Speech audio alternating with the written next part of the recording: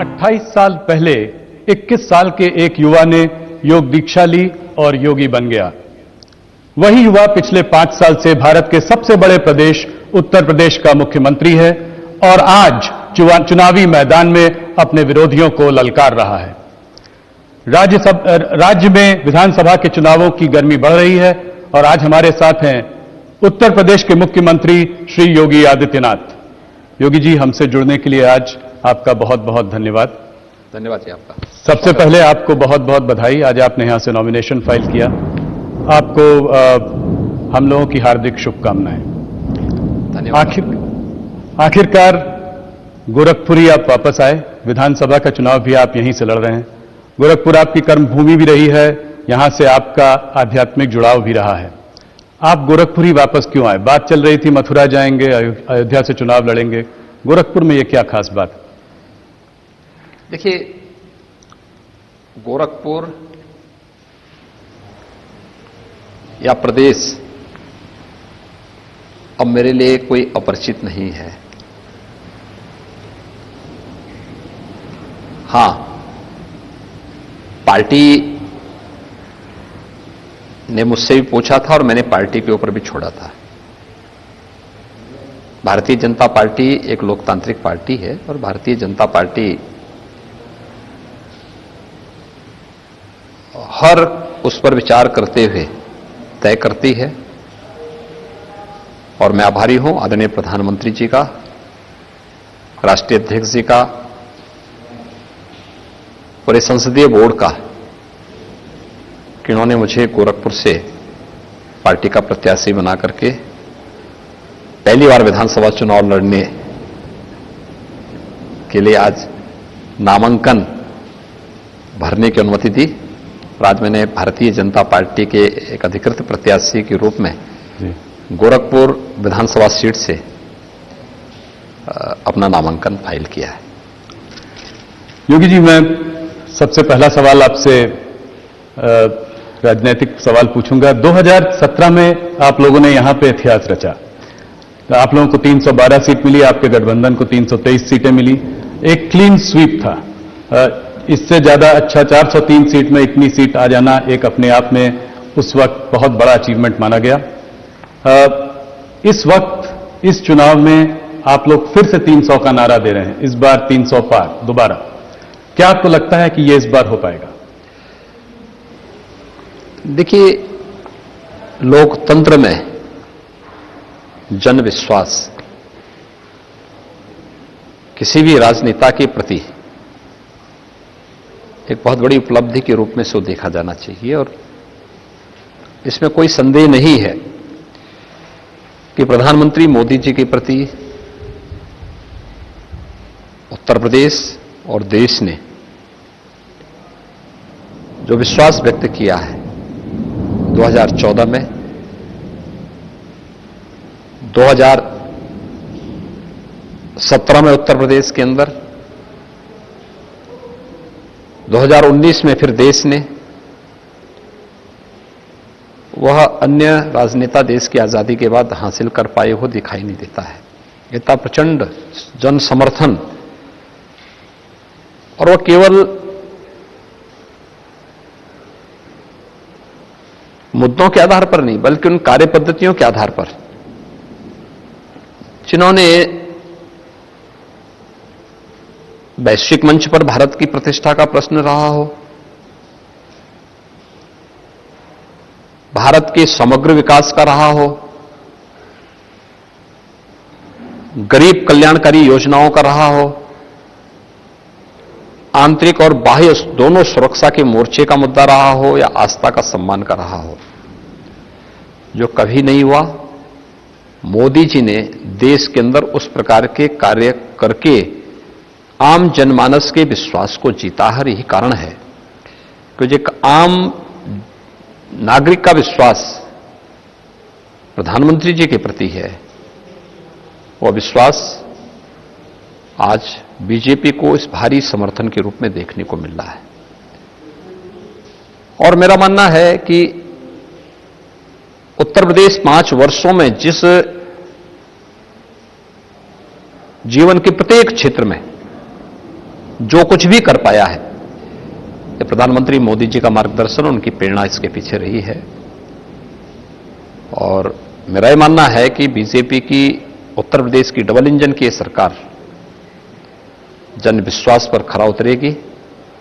2017 की तर्ज पर 2022 में भी प्रचंड बहुमत की सरकार फिर से बीजेपी नेतृत्व की बनेगी और भारतीय जनता पार्टी 300 पार के अपने लक्ष्य को प्राप्त करेगी।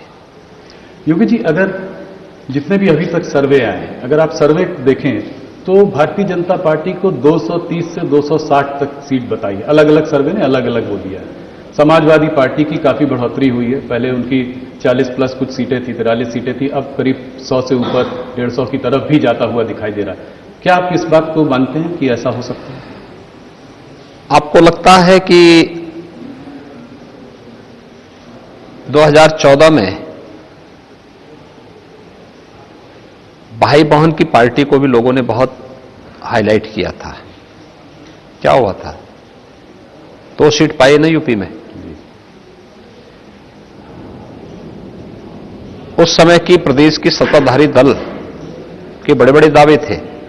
क्या हुआ था? 5 सीटों पर सिकुड़ गए थे ना। पांचों भी एक ही परिवार के थे।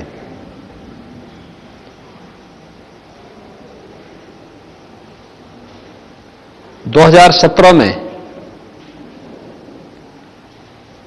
2 लड़कों की जोड़ी आई थी ना, जनता ने खारिज किया। उस समय बड़े बड़े दावे किए जा रहे थे। ओपिनियन पोल हो या एग्जिट पोल हो, उन सब के इतर उत्तर प्रदेश की जनता ने मोदी जी के नेतृत्व पर विश्वास किया था।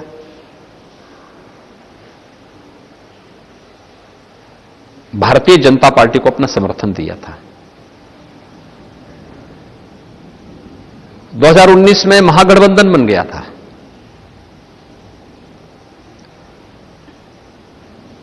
सपा, बसपा, कांग्रेस, लोकदल और भी अन्य तमाम लोग उसके साथ जुड़ गए थे। परिणाम क्या रहा? भारतीय जनता पार्टी 64 सीट पाकर के नंबर 1 पर थी। जी। नंबर 2 पर जो थी वो मात्र 10 सीटें पाई थी, बहुजन समाजवादी पार्टी। समाजवादी पार्टी मात्र 5 सीटों पर सिमट गई और कांग्रेस 1 सीट पाई।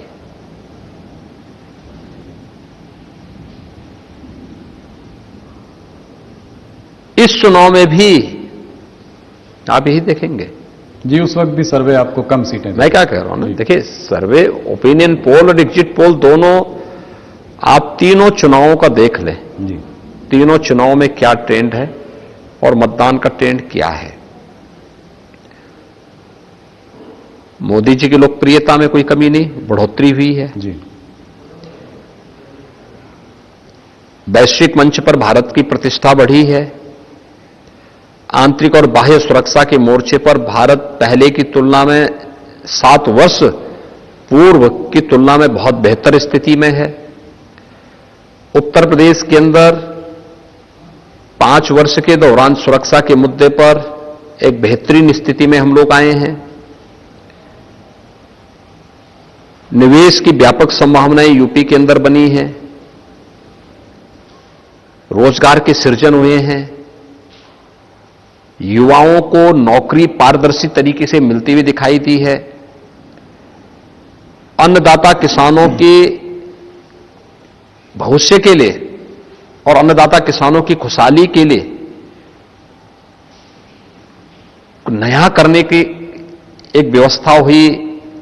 ऋण माफी से लेकर के प्रधानमंत्री किसान सम्मान निधि और लाखों हेक्टेयर लैंड को सिंचाई की अतिरिक्त क्षमता विकसित करने की कार्रवाई। एमएसपी से लागत का 1.5 गुना दाम किसान को आज प्राप्त हो रहा है। बहुत सारी चीजें हैं। महिलाओं को सुरक्षा मिली है। उनके आर्थिक स्वावलंबन की तरफ से भी सरकार ने बहुत कुछ कदम आगे बढ़ाए हैं। तो डबल इंजन की सरकार का लाभ उत्तर प्रदेश के अंदर मिला है। जी। तो ये सभी चीजें जुड़ेंगी तो 300 का पार बीजेपी पाएगी। और आपने देखा होगा, आप पिछले 6 महीने के अंदर देखें, 6 महीने पहले सपा गठबंधन कहा था, 3 महीने पहले कहा था, और 1 महीने पहले कहा था, और आज कहां पे है। ये 4 अलग अलग सर्वे भी आप देखेंगे तो वो लगातार उनको डिक्लाइन की तरफ है। जी। बीजेपी अप कर रही है, ये हर व्यक्ति जान रहा है। और प्रथम और द्वितीय चरण के टिकट वितरण के बाद जब प्रचार की कार्रवाई शुरू हुई, आज बहुत स्पष्ट स्थिति है कि बीजेपी 300 पार सीट पाएगी, इसमें कोई संदेह किसी को नहीं होना चाहिए। और मैं तो पहले इस चीज को बोल चुका हूं। जी।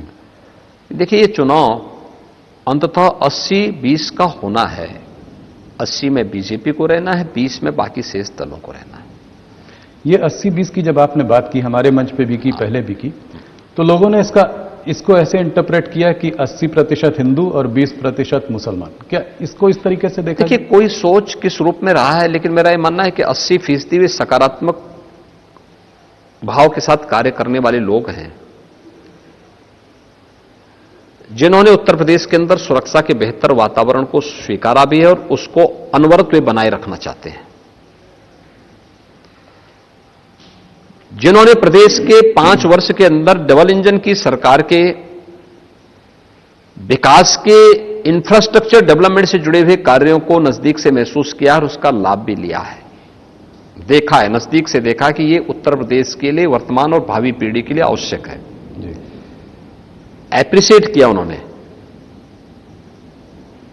वे लोग हैं जिन्होंने गरीब कल्याणकारी योजनाओं को हाथों हाथ लेकर के उसकी सराहना की है और उसको आगे भी अनवरत जारी रखना चाहते हैं। गरीब को अन्न योजना का लाभ मिले, गरीब को आवास की सुविधा का लाभ मिले, हर एक व्यक्ति को बिना भेदभाव की सुरक्षा और बिना भेदभाव की बिजली मिले, आवागमन आसान हो, हाईवे, रेलवे, एयरपोर्ट, ग्रामीण सड़कें, ये सभी बेहतर हो। गांव में ऑप्टिकल फाइबर के माध्यम से हम तकनीक के माध्यम से लोगों के जीवन को और सरल करें, आसान बनाएं।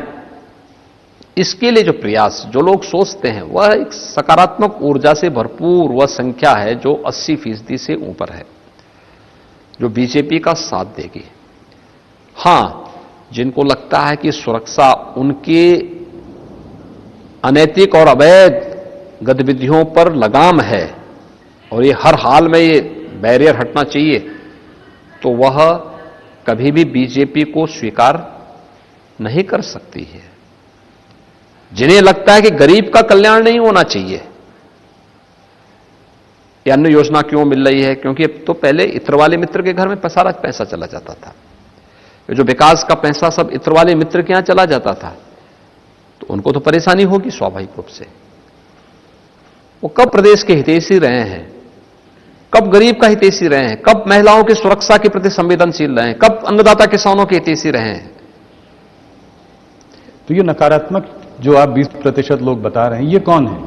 क्या ये कोई मजहब विशेष है? मैंने कहा ना, ये वही लोग हैं जो सुरक्षा के लिए खतरा थे जी, जिनको विकास अच्छा नहीं लगता था, जिनको प्रदेश की बेटियों की सुरक्षा अच्छी नहीं लगती थी, जिनको दंगा पसंद था, अराजकता पसंद थी, गुंडा टैक्स पसंद था, गरीब कल्याणकारी योजनाएं पसंद नहीं थी, चेहरा देखकर के योजनाओं को बांटना और बंदर बांट करना, जिन्होंने ऐसा काम किया, ये 20% ये वही लोग हैं। और इसलिए ये लोग हमेशा विरोध किए हैं, विरोध करेंगे।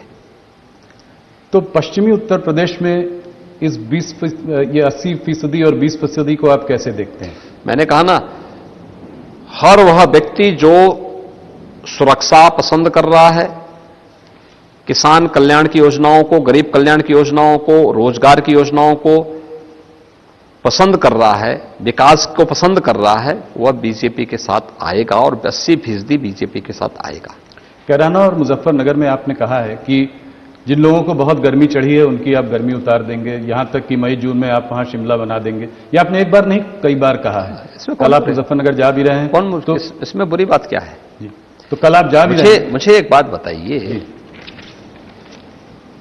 क्या किराना के व्यापारियों को सुरक्षा पाने का अधिकार नहीं है? क्या पश्चिमी उत्तर प्रदेश की बेटियों को और वहां की बहनों को सुरक्षा पाने का अधिकार नहीं है? पूरा अधिकार है। और किसी भी चुनी गई सरकार का यह नैतिक दायित्व बनता है कि बिना भेदभाव की सुरक्षा दें। और मैं इसको बीजेपी सरकार की उपलब्धि मानता हूं कि सुरक्षा का जो वातावरण भारतीय जनता पार्टी की डबल इंजन की सरकार ने दिया है, इस सरकार के इस कार्य को माताओं ने, बहनों ने, बेटियों ने हाथों हाथ लिया है, इसको स्वीकार किया है, हाथों हाथ लिया है। लेकिन जो लोग पहले पलायन के लिए जिम्मेदार थे, दंगों के लिए जिम्मेदार थे, उपद्रव के लिए जिम्मेदार थे, आपराधिक दुनिया के शहंशाह अपने को मानते थे, वे पेशेवर हिस्ट्री सीटर 4.5 साल दुबके हुए थे अपने बिलों में। लेकिन जैसे ही भारत निर्वाचन आयोग ने इलेक्शन की नोटिफिकेशन जारी की और एक पार्टी विशेष ने उनको जब अपना प्रत्याशी बनाया, तो उसके बाद से फिर वे धमकाने लग गए वहां मतदाताओं को, व्यापारियों को, गरीबों को, किसानों को। बेटियों की सुरक्षा के लिए फिर थ्रेट आने लग गए। तो प्रदेश के एक जिम्मेदार व्यक्ति के नाते मेरा दायित्व बनता था कि मैं उनके थ्रेट का जवाब कायदे से दे दूं कि जो गर्मी है ना, ये 10 मार्च के बाद फिर शांत हो जाएगी और हम भी देखेंगे 10 मार्च के बाद क्या होगा। तो आप ये कह रहे हैं कि मुजफ्फरनगर कल आप जा भी रहे हैं, वहां पे दंगे वहां से शुरू हुए थे, सचिन और गौरव अपनी बहन की रक्षा करते हुए उनको मार दिया गया। तो आप कह रहे हैं अभी भी परिस्थितियां बदली नहीं है, अभी भी इस तरह की प्रॉब्लम कुछ कुछ पॉकेट्स में है। बदली है, लेकिन उसको फिर पूर्व स्थिति में लाने की साजिश समाजवादी पार्टी और बहुजन समाजवादी पार्टी करना चाहती है। समाजवादी पार्टी का गठबंधन और बहुजन समाजवादी पार्टी या कांग्रेस आज भी इसी फिराक में है कि पूर्व की स्थिति, दंगों की स्थिति लाई जाए, पलायन की स्थिति लाई जाए। वे प्रगति से संतुष्ट नहीं है, प्रगति उनको भाती भी नहीं, वे पलायन उनको पसंद है। व्यापारी पलायन कर जाए, अराजकता फैल जाए, दंगा होता रहे, निर्दोष लोग मरता रहे, वे इसको पसंद करते हैं। क्यों? क्योंकि इससे वोट का पोलराइजेशन, क्योंकि उनको वोट बैंक पसंद है जी, उनको सुरक्षा पसंद नहीं। वोट बैंक के लिए वो राष्ट्रीय सुरक्षा के साथ खिलवाड़ करते हैं। आपने देखा नहीं, अभी संसद में कांग्रेस के पूर्व अध्यक्ष ने कश्मीर के मुद्दे पर किस प्रकार का गैर जिम्मेदाराना बयान दिया है। कश्मीर के मुद्दे पर भारत सरकार की नीति का दुनिया के किसी देश ने विरोध नहीं किया, सबने उसको समर्थन किया सिवाय पाकिस्तान के। श्री राहुल गांधी क्या कांग्रेस के जिम्मेदार नेता अपने को मानते हैं और वह कश्मीर के मुद्दे पर पाकिस्तान की भाषा बोलते हैं? ये सब क्या है? इनके लिए अपना वोट बैंक महत्वपूर्ण है, राष्ट्रीय सुरक्षा महत्वपूर्ण नहीं है, अपने नागरिकों की सुरक्षा महत्वपूर्ण नहीं है। और इस प्रकार की गैर जिम्मेदार हरकतें मुझे लगता है कोई सभ्य समाज भी स्वीकार नहीं करेगा और कोई भी चुनी गई लोकतांत्रिक सरकार इसको स्वीकार नहीं कर सकती और फिर बीजेपी तो कतई स्वीकार नहीं कर सकती। निशाना इस वक्त आपका राहुल गांधी जी पर है, पर मुझे लगता है लड़ाई यहां पे दो तरफा होती जा रही है। लड़ाई आपकी समाजवादी पार्टी से। नहीं, मैंने क्या कहा, राहुल गांधी जी के बयान को भी यहां पे उद्धृत करना आवश्यक है, क्योंकि मैंने केवल राहुल जी का ही नाम नहीं लिया। मैंने तो इससे पहले कहा ना कि सपा, बसपा, कांग्रेस के प्रत्याशियों की सूची, जिस प्रकार के चेहरों को उसमें महत्व दिया गया और उन चेहरों के द्वारा अलग अलग क्षेत्र में जिस प्रकार की थ्रेड दी गई, 4.5 वर्ष तक शांत थे जी। अचानक टिकट घोषित होते ही उनकी गर्मी चढ़ने लग गई। तो उस गर्मी का जवाब भी आवश्यक था। आप ये बताइए कि आप एक बहुत बड़ा मुद्दा प्रदेश में ये मानते हैं कि लॉ एंड ऑर्डर की सिचुएशन आपने बहुत इंप्रूव की।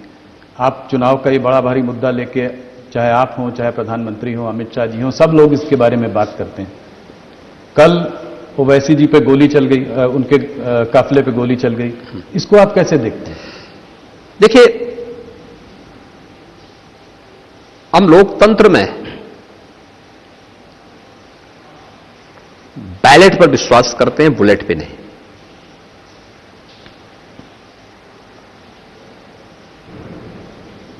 इस प्रकार की कोई भी घटना अस्वीकार्य है। मंच पे उनके अपने भाषण होंगे, हमारे अपने भाषण होंगे। हमारे मत वैचारिक मतभेद हो सकते हैं, लेकिन इस प्रकार की किसी को भी सुरक्षा के साथ खिलवाड़ करने की छूट नहीं दी जा सकती। एक दूसरा, मैं सभी दलों के नेताओं से भी इस बारे में अपील करूंगा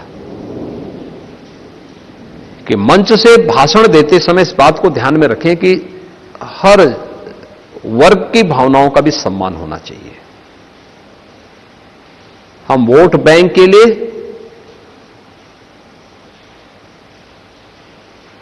आस्था के साथ खिलवाड़ करने और जन भावनाओं को कुचलने का भी कुत्सित प्रयास कतई न करें, क्योंकि कहीं ना कहीं फिर उसकी रिएक्शन देखने को मिलते हैं और इन चीजों का हमेशा ध्यान रखना पड़ेगा हर एक व्यक्ति को। तो आप ये कह रहे हैं कि ओवैसी जी ने पहले बहुत सारे बयान दिए। उन्होंने कहा है मोदी जी हरदम प्रधानमंत्री नहीं रहेंगे, योगी जी हरदम मुख्यमंत्री नहीं रहेंगे, जिस दिन ये हटेंगे उस दिन हम देख लेंगे। तो आपको लगता है ये इन सब चीजों की वजह से हो रहा है? नहीं, देखिए, ऐसा नहीं। सुरक्षा मिलनी चाहिए उनको, और उनको राज्य सरकार ने सुरक्षा पहले से दे रखी है। हमने उनको Y+ की सुरक्षा पहले से दे रखी है और उनके पास सुरक्षा है, और सुरक्षा उनको मिलनी भी चाहिए। राज्य के अंदर हर नेता को जो पहले से कार्यक्रम जिनके मिलते हैं उनको सुरक्षा भी दी जाती है।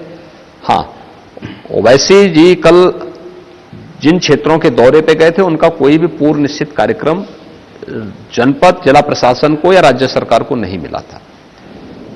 लेकिन फिर भी अगर कहीं कोई कार्यक्रम है, सभा के लिए परमिशन लोगों ने ली होगी, वो अपने आप में पर्याप्त है।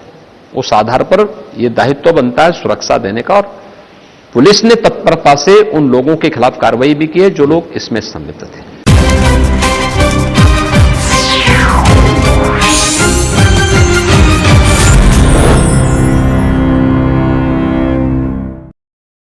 ओवैसी को आप कितना बड़ा फैक्टर मानते हैं मुस्लिम वोटर्स के हिसाब से? देखिए, वो अपने दल के नेता हैं।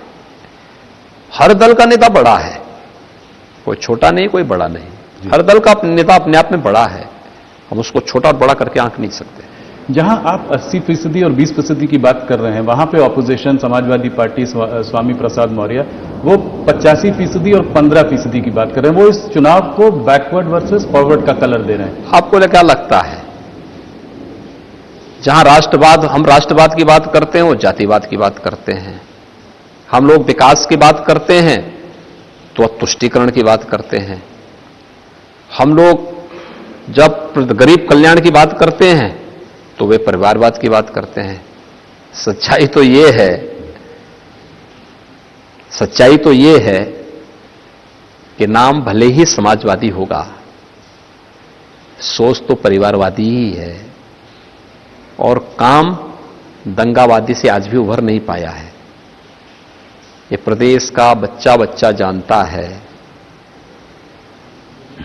जिन लोगों की सोच कभी परिवार से ऊपर उठ करके नहीं जा पाई है, उन लोगों से आप ओबीसी समुदाय के कल्याण की बात करते हैं या अनुसूचित जाति के कल्याण की बात करते हैं, या उनसे आप किसी सामाजिक सौहार्द की अपेक्षा रखते हैं? ये सोच ही अपने आप में मुझे लगता है कि कोरी कल्पना के अलावा और कुछ नहीं। योगी जी, एक सवाल आपसे पूछना चाहूंगा। आप मोदी जी का स्लोगन रहा है सबका विकास, सबका साथ, सबका विकास, सबका विश्वास, सबका प्रयास। आप इसको दोहराते हैं, आप हर मंच से इस बात को कहते भी हैं।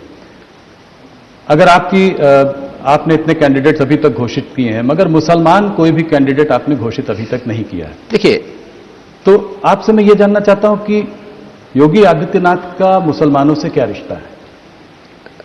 मेरा वही रिश्ता उनके साथ में है जो उनका रिश्ता मुझसे है।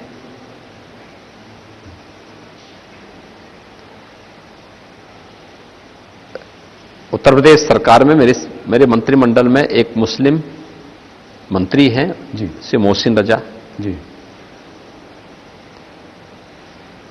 केंद्र सरकार में मंत्री हैं नकवी जी, बाकी सब हैं। और भी इस प्रकार के चेहरे हैं। जी, आरिफ मोहम्मद खान जी आपके जो हैं केरल के गवर्नर के रूप में अपनी सेवाएं दे रहे हैं। हमारा किसी चेहरे से, किसी व्यक्ति से या किसी जाति या मजहब से कोई विरोध नहीं है, जी, लेकिन हां,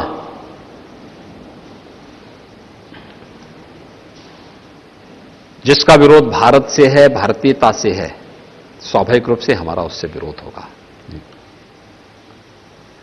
तो भारत को प्यार करता है, हम उससे प्यार करते हैं। जो भारत के मूल्यों और सिद्धांतों में रसा बसा है, हम उसको हृदय से लगाते हैं, गले से लगाते हैं, सम्मान भी देते हैं। लेकिन ये चीज जरूर कि सबका साथ, सबका विकास ईमानदारी के साथ अगर किसी ने किया है आजादी के बाद, तो भारतीय जनता पार्टी की सरकार ने किया है। आप देख सकते हैं जो लोग गरीब कल्याण का नारा देते थे, गरीबी हटाओ का नारा देते थे, सामाजिक न्याय की बात करते थे, क्या उनका सामाजिक न्याय है? गरीबों की पेंशन को हड़प जाना, क्या यही सामाजिक न्याय है? गरीबों के आवास की योजना को लागू न करना, क्या यह सामाजिक न्याय है उनका? समाजवादी पार्टी की सरकार में कितना मकान मिला था गरीबों को? 18,000 जी, मिला नहीं था, सैंक्शन हुए थे। जी, और भारतीय जनता पार्टी की डबल इंजन की सरकार के समय 43.5 लाख यानी 43,50,000 से अधिक आवास उत्तर प्रदेश के गरीबों के बने हैं। इसमें अनुसूचित जाति, अनुसूचित जनजाति, अति पिछड़ी जाति और अन्य गरीबों की आवास, अल्पसंख्यक समाज से जुड़े हुए लोग भी हैं।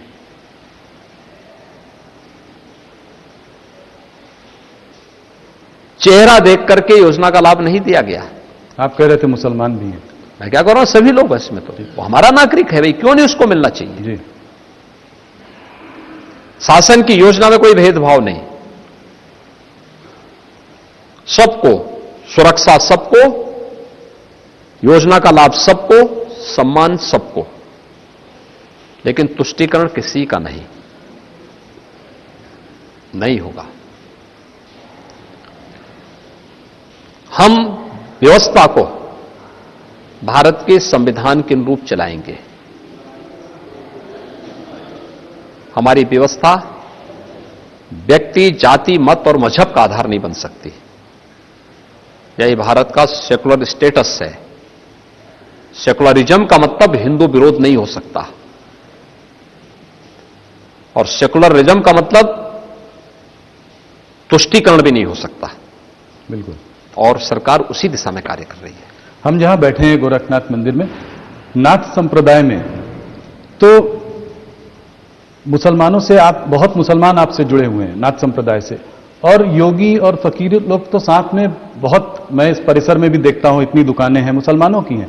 तो आपको जब लोग मुसलमान विरोधी बताते हैं तो आपको कैसा लगता है? मुझे तो लोग बहुत कुछ विरोधी बोलते हैं, और हमारी जो पीठ है ना जी, ये शैव परंपरा की पीठ है। तो शैव परंपरा से दीक्षित होने के नाते हम लोग जहर पीते हैं और अमृत बांटने का काम करते हैं, तभी वही सच्चा योगी होता है। इसलिए सबके उसको पाते जाओ, लेकिन जो अच्छा होगा वो करते जाओ। ये सब हमें पाना है जी, और यही हम लोगों की उपलब्धि भी है सेवा की। लोग हम पे आरोप लगाएं, लांछन लगाएं और उसके रूप में तमाम प्रकार का जो है वो करते जाएं। अलग अलग प्रकार के लोग अलग अलग प्रकार की बात करेंगे, लेकिन बिना रुके, बिना डिगे, बिना झुके और बिना डिगे लोक कल्याण के पथ पर निरंतर चलेंगे, सुरक्षा के पथ पर निरंतर चलेंगे, पार्टी के लोक कल्याण संकल्प पत्र को अक्षरशः लागू करेंगे। योगी जी, अगर थोड़ा सा वोट शेयर की ओर एक नजर डालें तो पिछली बार जब आप लोग 2017 में प्रचंड बहुमत से जीते थे तो आपका वोट शेयर 40% के ऊपर था। बीएसपी, एसपी ये 20-22%, इन दोनों का अपना आपस में अलग अलग था, दोनों को अलग अलग। मुस्लिम वोट स्प्लिट हुआ था उस बार पिछली बार, क्योंकि दोनों ने बहुत सारे मुस्लिम कैंडिडेट्स को खड़ा किया था। इस बार फाइट थोड़ी टू वे है। बीएसपी की बात ज्यादा सुनाई नहीं दे रही है, मायावती जी अभी तक कुछ दिखाई नहीं पड़ रही। तो क्या आपको लगता है कि जो और वोट बैंक छोटे मोटे इनसे जुड़ रहे हैं, जैसे कि राजभर हो गए, जाट हो गए, तो ये सब मिलजुल कर, मुस्लिम यादव पहले से समाजवादी पार्टी के संग रहा है, ये सब मिलजुल कर कुछ इस बार एक फाइट दे सकते हैं? देखिए, एक तो मुझे लगता है कि सभी राजनीतिक जो आप लोगों का विश्लेषण है कितना सच होता है मैं कह नहीं सकता, लेकिन जो गठबंधन 2022 में बना है, इससे बड़ा गठबंधन 2019 में बन चुका है। और उस समय भी लोग ये मानते थे कि बीजेपी 15 से 20 सीट पाएगी, एसपी 30 से 35 सीट पाएगी, बीएसपी 25 के आसपास सीट पा जाएगी, 20 से 25 सीट पाएगी। ये सब आंकड़े होते थे ना। हुआ क्या? बीजेपी 64 सीट पाई, बीएसपी सेकंड पोल की 10 सीट पाई, एसपी थर्ड पे थी।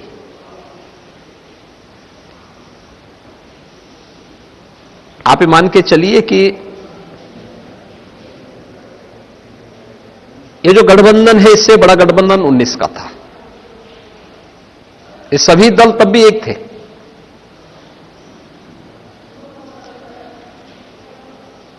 उसका कोई असर नहीं होना है। अब ये गठबंधन से ऊपर उठ चुका है चुनाव। फर्स्ट फेज का इलेक्शन होने दीजिए ना। ये इलेक्शन सुनामी बनेगा और भारतीय जनता पार्टी प्रचंड बहुमत के साथ प्रदेश के अंदर सरकार बनाएगी। क्या आपको लगता है जाट और मुसलमान इस पर साथ में आ सकते हैं? देखिए, मुझे तो जमीन पे नहीं दिखाई देता है। और जो बयान हैं 2013, 2014 और कैराना का प्लान पश्चिमी उत्तर प्रदेश में कोई व्यक्ति नहीं भूल सकता। और टिकट घोषित होने के बाद जिस प्रकार के थ्रेट आए हैं एसपी बीएसपी के प्रत्याशियों के द्वारा, उसको भी पश्चिमी उत्तर प्रदेश का नागरिक कभी विस्मृत नहीं कर सकता। इसलिए मुझे नहीं लगता है कि अगर कोई गफलत में हो तो अलग विषय है जी। मुझे नहीं लगता है कि गौरव सचिन जैसे जाट युवकों और उसके बाद मारे गए सैकड़ों लोगों और गलत ढंग से फंसाए गए हजारों लोगों के अपमान को लोग भूल जाएं। मुझे नहीं लगता है। और जो वहां के रिएक्शन आ रहे हैं माताओं के, बहनों के, गांव के किसानों के, बुजुर्गों के, नौजवानों के, उसमें कहीं नहीं लगता है कि इस प्रकार का कोई समीकरण होगा। तो जाट आपसे छिटकता हुआ आपको नहीं दिखाई दे रहा है? आपको कैसे लगता है? जाट उसी 80 का पार्ट है जी। उससे बाहर कहां से हो जाएगा? ब्राह्मण वोट की अगर थोड़ा सा बात करें तो अखिलेश जी काफी ब्राह्मण वोट को वो करना चाह रहे हैं। उन्होंने कहा है कि अगर हम सत्ता में आएंगे तो परशुराम जयंती भी मनाएंगे। इसको आप कैसे देखते हैं? देखिए, एक प्रबुद्ध समाज को आप गुमराह नहीं कर सकते।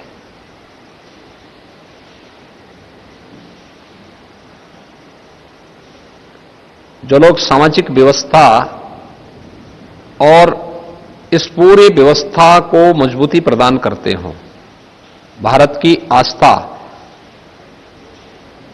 क्या एक प्रबुद्ध समाज इस बात को स्वीकार करेगा कि राम भक्तों पर गोली चलनी चाहिए? क्या वो स्वीकार करेगा कि पश्चिम में दंगे होते रहे या प्रदेश के अंदर दंगों की बाढ़ आती रहे? कभी नहीं स्वीकार करेगा, कभी नहीं स्वीकार कर सकता है। और फिर जिन लोगों के चरित्र को लोग देख चुके हैं, ये लोग तो क्या क्या नारा लगाते थे पहले जी, तो सब तो वही है, वही हवा है, वही सपा है, वही दंगे फसाद की उनकी मानसिकता आज भी है। बदला क्या है? बदला क्या है? जिस कुछ तो एक ऐसा आपका मानना है कि ब्राह्मण आप ही के साथ रहेगा? मैंने क्या कहा ना, जी, हमारे साथ समग्र समाज भारतीय जनता पार्टी के साथ है। हर वह व्यक्ति भारतीय जनता पार्टी के साथ में जो सुरक्षा चाहता है, विकास चाहता है, सुशासन का पक्षधर है और राष्ट्रवाद का पक्षधर है, वो भारतीय जनता पार्टी के साथ में है। योगी जी, 3 मंत्रियों ने आपको छोड़ा और 10 एमएलए भी आपको छोड़कर गए, इसको आप कैसे देखते हैं? क्या पिछड़ा वर्ग थोड़ा सा बीजेपी से? देखिए, वहां से भी बहुत सारे लोग बीजेपी में आए हैं। जी, मुलायम सिंह जी के समधी फिरोजाबाद में सिरसागंज से बीजेपी में आए हैं, बीजेपी के प्रत्याशी भी हैं। उनके ऊपर ऐसे ही परिवारवाद का आरोप कम लगेगा, कुछ परिवार वालों को आपने ले लिया है। वो तो अंतिम सिलसिला है, वो तो वहां पे वो कम नहीं होने वाला, वो सोच तो घूम फिर करके वही जानी है।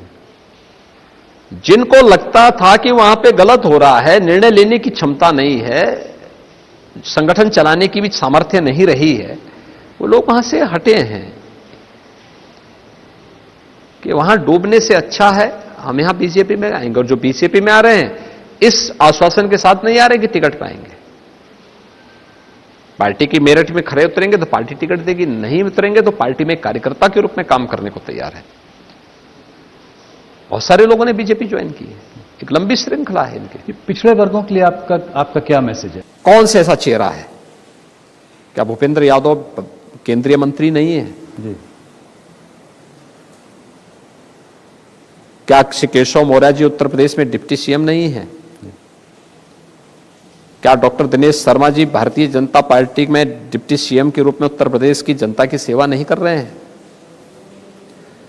प्रदेश के अंदर क्या से अनिल राजभर क्या कैबिनेट मंत्री के रूप में उत्तर प्रदेश में काम नहीं कर रहे हैं? या उत्तर प्रदेश के अंदर जयप्रकाश निषाद हमारे मंत्री हैं? एक लंबी श्रृंखला है, लेकिन सामाजिक न्याय को देखने के साथ साथ वे लोग योग्यता के आधार पर, मेरिट के आधार पर काम भी कर रहे हैं। लेकिन जिन लोगों को अभी भी परिवारवाद का चस्का लगा है,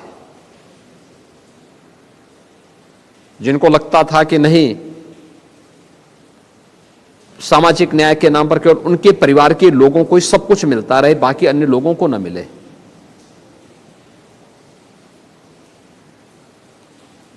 तो उन लोगों को तो बुरा लगेगा ही। जी, हमारे यहां कौन नहीं है? हमारे पास हमारा प्रदेश अध्यक्ष पिछड़ी जाति के हैं, रमाशंकर पटेल हमारी सरकार में मंत्री हैं, क्या पिछड़ी जाति के नहीं है क्या? एक लंबी श्रृंखला है। जी, जी। तो इन चीजों को हम उसके आधार पर नहीं, वो काम कर रहे हैं उनके कार्य के आधार पर, उस समाज के सामाजिक न्याय की अवधारणा को भी पूरा करते हैं, लेकिन लोक कल्याण के भाव के साथ पूरे प्रदेश की सेवा भी कर रहे हैं। अमित शाह जी जब से इलेक्शन चुनावी मैदान में कूदे हैं, तब से जयंत चौधरी जी के और उन्होंने बहुत सारे मैसेजेस उनको भेजे। उन्होंने कहा आदमी सही है, गलत पार्टी में है। जयंत जी ने पलटवार किया, उन्होंने मैं कोई चवन्नी थोड़ी हूं कि जो पलट जाऊं। इसको आप कैसे देखते हैं? देखिए, अमित शाह जी देश के गृह मंत्री हैं और यशस्वी गृह मंत्री हैं और भारतीय जनता पार्टी के राष्ट्रीय अध्यक्ष के रूप में भारतीय जनता पार्टी को दुनिया के सबसे बड़े राजनीतिक दल के रूप में उन्होंने स्थापित किया है। स्वाभाविक रूप से उन्होंने तो जैन जी के ही हित के बारे में बोला कि हो सकता है वह अच्छे हों, लेकिन एक बुरे दल में फंसे हुए हैं। जो दल स्वयं डूब रहा है उसी के साथ जुड़ रहे हैं, तो डूबती हुई नैया में आप सवारी करेंगे तो उसका परिणाम क्या होगा? उसको गलत तरीके से जयंत जी ने लिया है तो ये गलती जयंत जी की है।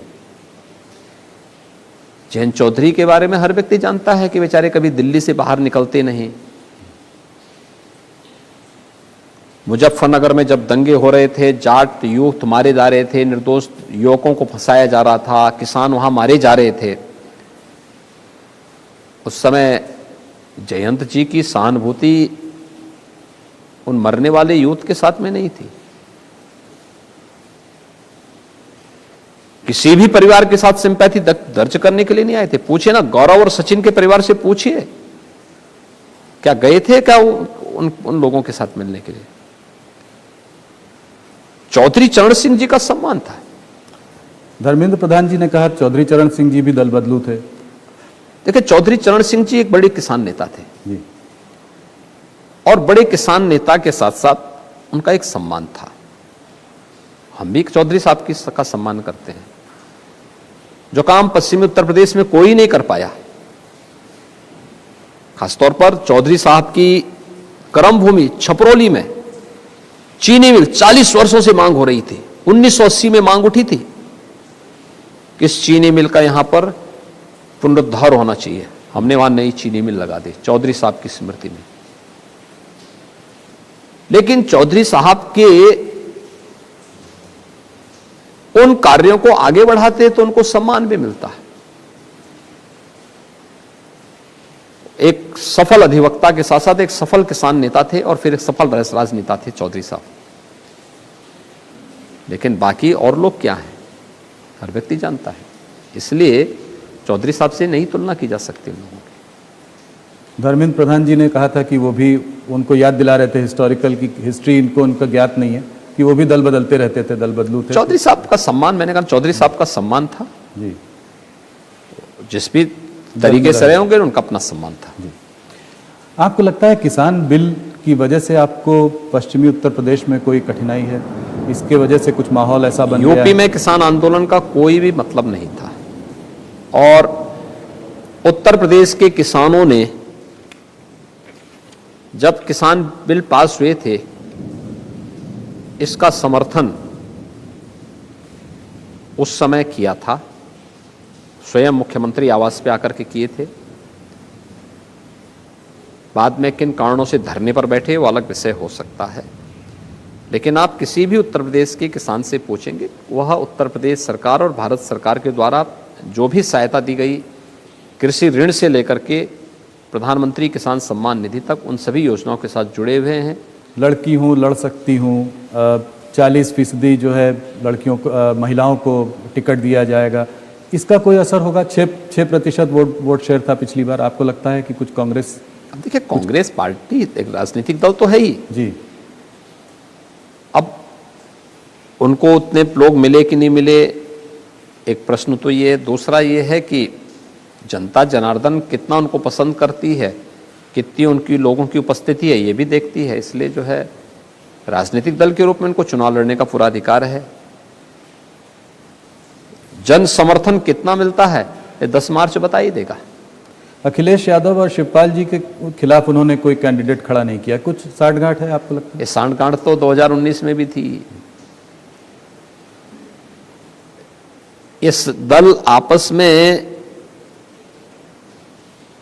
मैच फिक्सिंग करके बीजेपी को रोकने के लिए एक दूसरे के प्रति इस प्रकार की सहानुभूति व्यक्त करते हैं। यहां पे ये पर्दाफाश हो भी गया। आपने 15 जनवरी को मायावती जी को जन्मदिन की शुभकामनाएं दी। कुछ पीछे बैकडोर कुछ बातें चल रही हैं कुछ? मैं सबको देता हूं। अखिलेश जी के जन्मदिन पे अखिलेश जी को मैं बधाई देता हूं। मायावती जी के जन्मदिन क्यों नहीं दूंगा जी? प्रदेश के मुख्यमंत्री के रूप में उन्होंने काम किया है, तो ठीक है, कम ज्यादा हो सकता है। जी, देखिए हम लोग पर कोई तालमेल बीजेपी के साथ? नहीं, कोई तालमेल कैसा तालमेल? बीजेपी अलग लड़ रही है, सपा अलग लड़ रही है, बसपा अलग लड़ रही है, लेकिन जन्मदिन पे बधाई क्यों नहीं देंगे?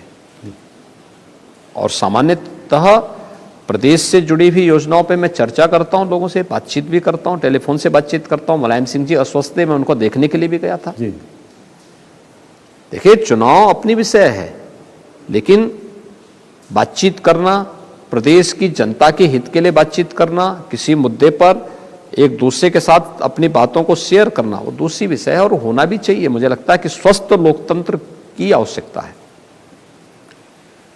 अमित शाह जी ने अभी कहा कि समाजवादी पार्टी के साथ बाहुबली हैं, आपके संग बजरंगबली हैं। आज भी जो है अमित शाह जी ने अपने बयान में, आप जब आए थे आपके नामांकन के लिए, तब भी उन्होंने कहा कि आजम खान, मुख्तार अंसारी, अतीक अहमद आज सब जेल के पीछे हैं। आप क्या कहना चाहेंगे इस बारे में? फिर एक ही संप्रदाय के लोग, एक ही? देखिए ऐसा नहीं है। देखिए जब पेशेवर अपराधी और माफिया जो समाज में व्यापक आतंक का कारण बना हो, उसी जाति में है तो हम कहां से लेके आ जाएंगे दूसरी जाति से? अपराधी अपराधी है, और अपराधी जो भी होगा, हमने 2017 में ही अपने लोक कल्याण संकल्प पत्र में इस बात को कहा था कि सरकार अपराध और अपराधी के प्रति जीरो टॉलरेंस की नीति के तहत काम करेगी, और सरकार ने काम करके दिखाया है। सच है कि भारतीय जनता पार्टी जो कहती है वो करती है। टिकट वितरण की सूची आप देख सकते हैं ना, सपा, बसपा, कांग्रेस ने कैसे लोगों को दिया है, और बीजेपी ने किन लोगों को दिया है। सामाजिक न्याय और संतुलन अगर आपको देखना तो बीजेपी की सूची में दिखेगी। पेशेवर हिस्ट्री सीटर, दंगाई को देखना है तो वह बाकी अन्य दलों में कहीं ना कहीं मिल जाएंगे, और मुझे लगता है जनता ये सब देख रही है। 2017 में भारतीय जनता पार्टी के चेहरा जो थे मोदी जी थे, प्रचंड बहुमत मिला। क्या ये कहना सही होगा कि इस बार जो भी आपको सीटें मिलेंगी वो एक आप पर रेफरेंडम होगा? देखिए चुनाव पार्टी लड़ती है, हम लोग पार्टी के कार्यकर्ता के रूप में चुनाव का पार्ट हैं, और हम लोगों ने जो कुछ भी किया है वह इसलिए नहीं किया है कि इसके बदले हम लोगों से वोट मांगे। ये इसलिए किया है क्योंकि हमारा दायित्व था, अपनी उस जवाबदेही का निर्वहन करने के लिए हम लोगों ने इस कार्य को किया है।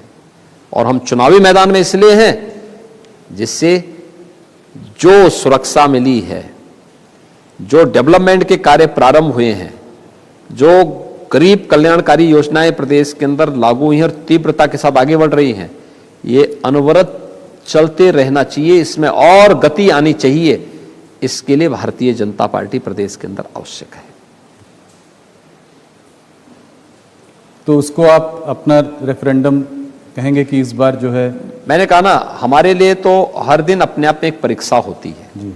हमारे लिए सत्ता ये सुख भोगने या प्रतिष्ठा प्राप्त करने का माध्यम नहीं होता है। सत्ता को हम लोगों ने हमेशा परीक्षा पे खरा उतरने का एक माध्यम माना है, और हर एक दिन उस परीक्षा के दौर से गुजरे हैं।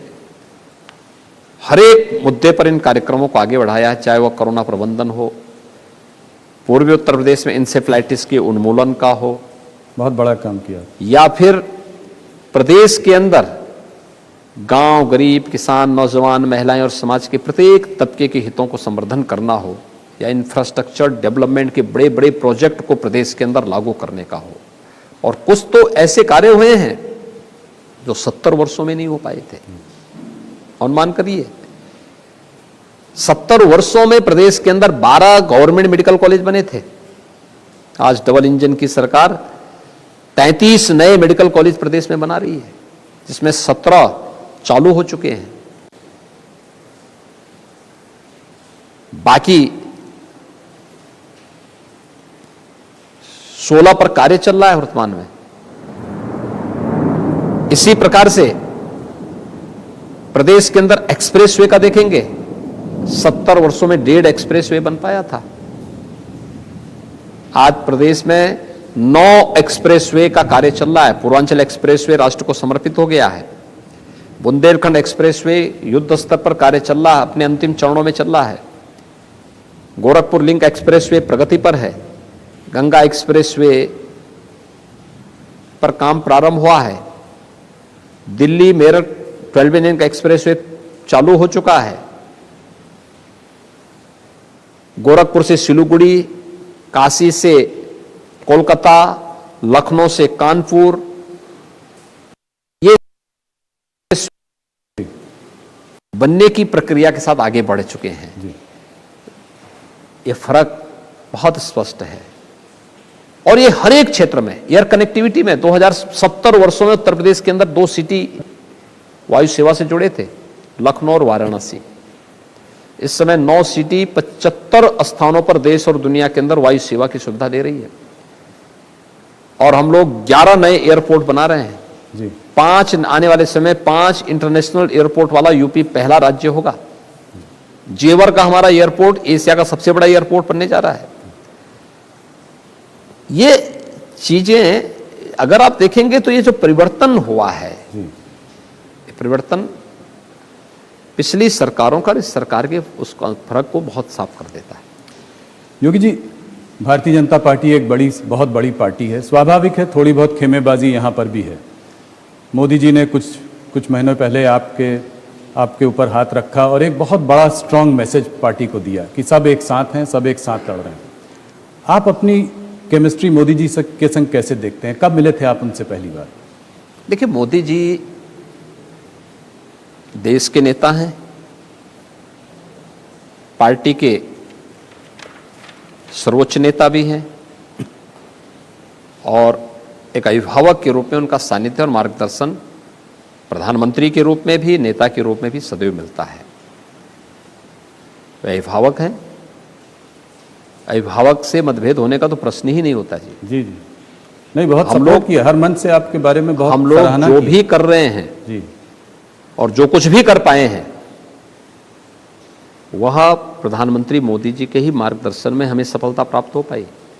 भव्य कुंभ और दिव्य कुंभ हो, इंफ्रास्ट्रक्चर डेवलपमेंट का हो, इंसेफ्लाइटिस के उन्मूलन का हो, या फिर प्रदेश के अंदर जो कुछ भी अच्छा दिखता है उसके पीछे प्रेरणा और मार्गदर्शन मोदी जी का है।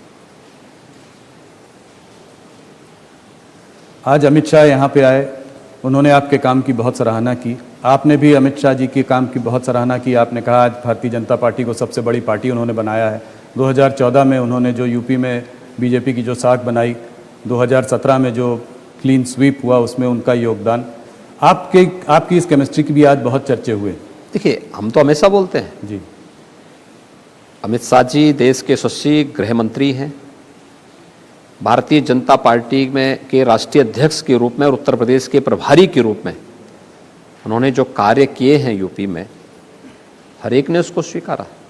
हर व्यक्ति इस चीज को वो करता है। और जो यूपी में संभव था, एक यानी गांव-गांव में जाकर के बूथ स्तर के कार्यकर्ताओं के साथ संवाद बना करके उन्होंने इसे अचीव किया। स्वाभाविक रूप से जो चीज उन्होंने की है, और उत्तर प्रदेश विधानसभा लोकसभा 2014 के लोकसभा चुनाव में भी, 2017 के पूर्व भी हमने उनकी कार्य पद्धति को बहुत नजदीक से देखा है। लोक कल्याण संकल्प पत्र जब बना था तो प्रधानमंत्री जी के मार्गदर्शन में आदरणीय अमित शाह जी ने ही उसको पूरा ड्राफ्ट कराया था, जिसमें सुरक्षा के मुद्दे हों या फिर परंपरागत उद्यम को प्रोत्साहित करने के लिए हो। आज हम जो 1 डिस्ट्रिक्ट 1 प्रोडक्ट की योजना चलाते हैं, जो देश की एक ब्रांड, यूपी की एक ब्रांड बनी है और यूनियन बजट में स्थान प्राप्त करती है, उसके पीछे आदरणीय प्रधानमंत्री जी और आदरणीय गृह मंत्री जी का ही मार्गदर्शन था। हमने लोक कल्याण संकल्प पत्र में उसको स्थान दिया था जी। अलग विषय था कि हमने परंपरागत उद्यम की बात की थी।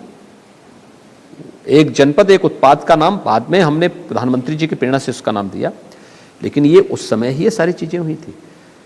तो जब कोई नेता करेगा तो उनके बारे में बोलेंगे भी, जी और हमें बोलना भी चाहिए कि हमारे इस नेता ने ये काम किया है,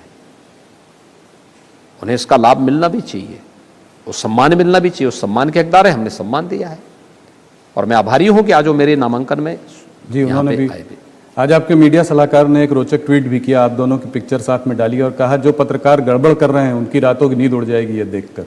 नहीं, देखिए, हमारे गड़बड़ पहले भी नहीं था, गड़बड़ आज भी नहीं है। जी हम पहले भी एक थे, आगे भी एक हैं। जी बिल्कुल। देश के हित के लिए समर्पित नेता मिलना, मोदी जी जैसा नेता मिलना, ये देश का सौभाग्य है। और सचमुच कोई भी भारतीय, और देश के अंदर हो देश के बाहर हो, आज इस बात को स्वीकारता है कि यशस्वी नेतृत्व ही भारत को विश्वगुरु के रूप में स्थापित करेगा, और मोदी जी के नेतृत्व में हो रहा है, दिख भी रहा है। मेरा आखिरी सवाल, आज हम लोग गोरखनाथ मंदिर में ये इंटरव्यू कर रहे हैं, यहाँ पे बैठे हैं, अगर मैं सही हूँ तो आप 1994 में बसंत पंचमी के दिन 21 साल के थे और आपने दीक्षा ली थी।